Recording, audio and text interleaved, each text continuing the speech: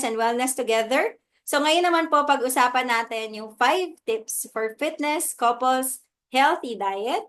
Ang source po natin ng ating special topic for today ay sa United Kingdom na Herbalife website at herbalife.com/en-gb. Go to articles and search for the title po. Ayan, marami po tayong pwedeng mabasa din dyan. And hindi ko na po i-share ang aking transformation. But it's an amazing journey from initially weight loss lang. But it's really this living the best life. Healthier, happier, fitter, mommy of 3, cesarean section. Lahat na unhealthy ng working student. Can go back to the first part of our virtual nutrition club sharing earlier. Such an amazing journey with Herbalife. Sige po, next po tayo. Ayan. So going back with our topic, 5 tips for fitness, couples, healthy diet. Ayan, bago po ako magpatuloy, pwede po bang malaman kung meron po tayong mga kasama ngayon sa Zoom natin na either may partner or married? Ayan, type 1 po.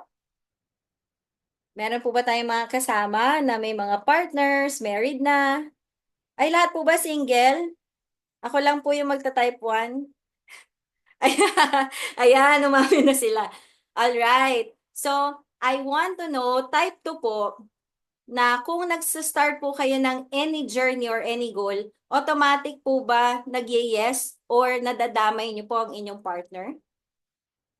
Type 2 po. Kung automatic po ba nadadamay niyo yung partner niyo dun sa journey? Ayan. Pag kumonti po yung nag-type ng 2, ibig sabihin po, karamihan po dun sa may mga couple, hindi po nila automatic na nadadamay ko yung partners nila sa journey. So the reason that we're asking that is because it's a natural tendency na pag meron tayong gustong baguhin, ayan, maraming supportive ng mga partners. Alright. So kaya po natin din natanong yun kasi there's a natural tendency that if we are wanting something better for our lives, since pag meron tayong partner, almost automatic, if not 100%, ay sila yung una nating sinesharean ng trip natin sa buhay na i-improve. However, it's not always the case na magugustuhan nila or magiging in favor sila dun sa ating gagawin. Kasi imagine, it's a blessing if your partners are automatically saying yes sa journey na uumpisahan natin, especially if it involves health, fitness, wellness, etc. Pero paano nga naman kung sila yung type ng partner na kontra or kumukontra muna?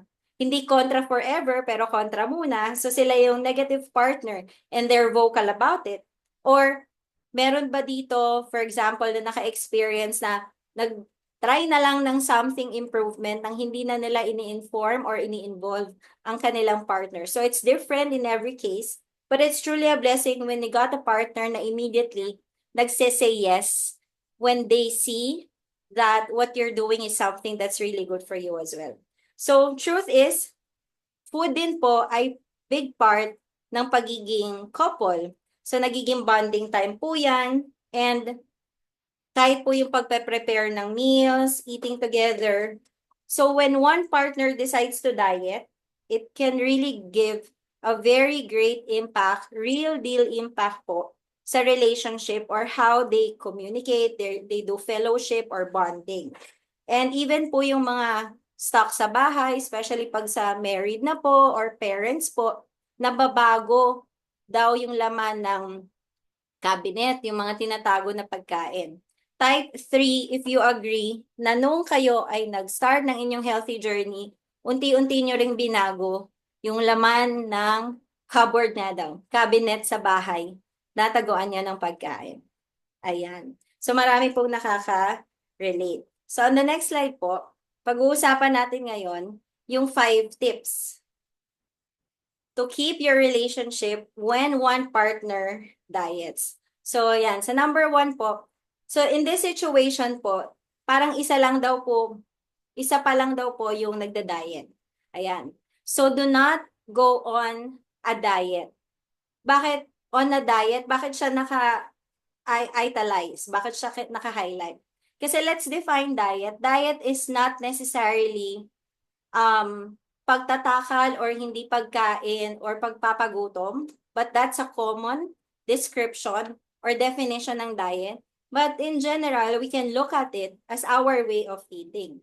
So kung our way of eating does not support our fitness or health or wellness goals, therefore our diet is not supportive of that goal.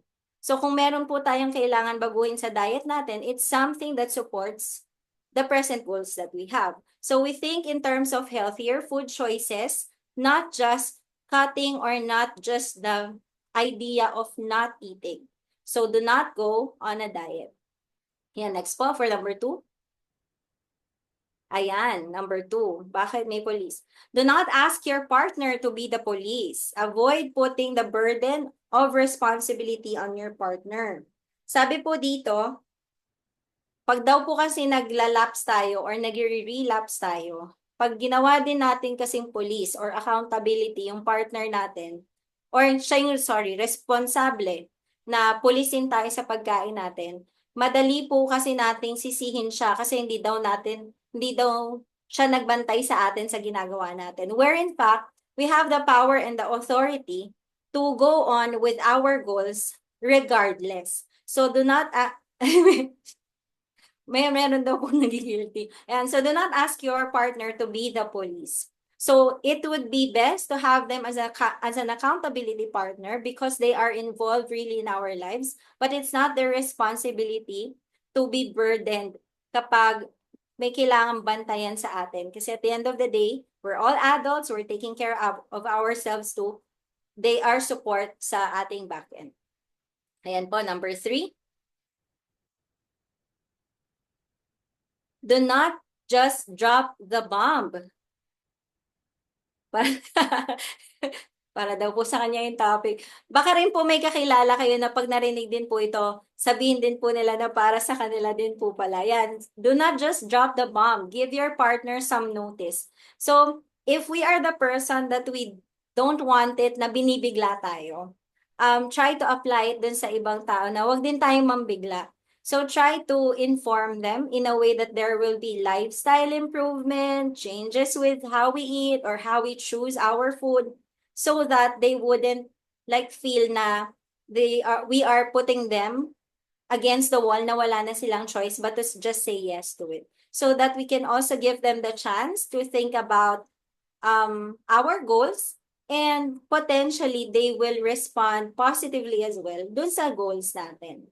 Pero kapag biglaan or if in your dynamics as partners or as couples na nag-work para sa inyo yung biglaan, then that might be the best thing for that situation. But for others, do not just drop the bomb. Give your partner notice. So like sabi din dito, discuss potential lifestyle changes that can happen and they'll be more accepting and supportive kasi they were given the chance to really think about it and absorb potential changes. Kasi damay po sila doon, whether we like it or not, our lifestyle changes and changes with the food choices, but dadamay at matadamay po sila, especially of course, if you are a partner living together already or if you are a married couple. Next po, number 4.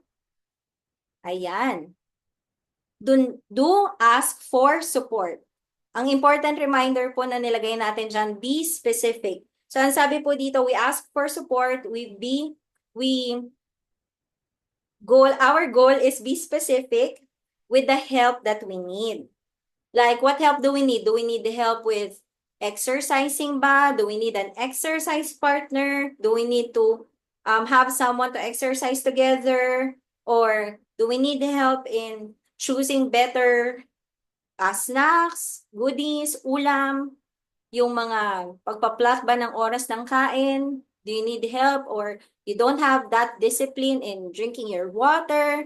Or madalas kang nabubudol or madali ka nabubudol sa chips, you need help in that part na ilalayo sa'yo. So you be specific in what you need because sometimes people may give you the help that you don't expect that they give and it's not the help that you needed. Minsan napapasama pa yung tumutulong or sumusuporta. So be specific with what you need. It's also about being transparent with what you need. After all, they are your partner. They will always be your teammate. So your partner will want to help you and might be able to extend the help pag naging specific ka lang din. And number 5, Ayan, do take the focus away from food. Eh, medyo nag-overlap lang siya, but that's food. And sabi po dyan, we have other things to like talk about or be busy about as couple other than a deep pan pizza. So ano bang ibig sabihin nun? We don't need to have this super laid out calorie plan agad-agad when we're doing this fitness. It's not just about food na babaguhin when we're doing changes or when we're doing fitness, health, or wellness improvement. There's a lot of things that we can focus on. Kasi pag pagkain lang agad or pag pagkain lang yung finokusan natin, tapos iba talaga yung trip, hindi siya magiging mas malalim at mas seryoso yung reason bakit nga ba ginagawa o bakit nga ba may desire na mag-improve dun sa fitness, sa health, and sa wellness. Ayan. Sige po, on the next slide. Ayan, gusto ko lang din naman i-share yung picture po na yon. I am blessed with a partner, a husband that supported me since day one. Kahit sinalingket-ket siya sa weight loss challenge, on a challenge that started before Christmas and New Year. So that's December 17 to 31. Fast forward to today, meron po kaming sarili-sarili naming mga fitness journey na. We were able to unlock our fitness, health, and wellness improvement. But all I'm saying is that it takes different people. It takes different situations. For different people, it's a different situations. But at the end of the day, as long as you treat your partner then as your teammate and not your opponent, I strongly believe that you will be able to end up to something that's agreeable, that will support both of you. Because at the end of the day, going through your fitness, your health, and your wellness goals will benefit not just yourself, your partners, and that of your household, your kids, and your extended families and the community. And as I end din po, meron lang ako share. That sa ating Thursday vibes, it's time to bring your visions into physical reality. Trust that you can break through the next level and you are ready for more. So type 6 po if you believe that you are ready for more. Type 6 po if you believe that you're ready for more. Sa next level, ayan. Wala po bang ready? Ayan, may mga nagre-ready for more. Ayun, thank you. Sa mga nag-type po, sino pa pong ready for more dyan? I-claim nyo na po that you are ready for more. Sige po, next slide na po tayo. Thank you po. Ayan, so as I end my special topic, I'm very glad to share with you this topic from the Herbalife website because Herbalife is not just number one in products, but it's number one in the world as a company. Ayan, number one in the world. Meal replacement and protein supplements combined, weight management, well-being, active and lifestyle nutrition. And on the next one po, super brands po tayo. Recognized as a super brand in the Philippines, it's the nutrition for our best life. Type 7 if you believe right now that Herbalife is your nutrition for your best life too. Alright. So ayan po ang aking special topic. Diyan po tayo magtatapos sa ating special topic. And ako po ay magta-transition naman na din po in announcing that you still have time to change your clothes para po tayo ay makasabay naman sa ating Thursday workout. So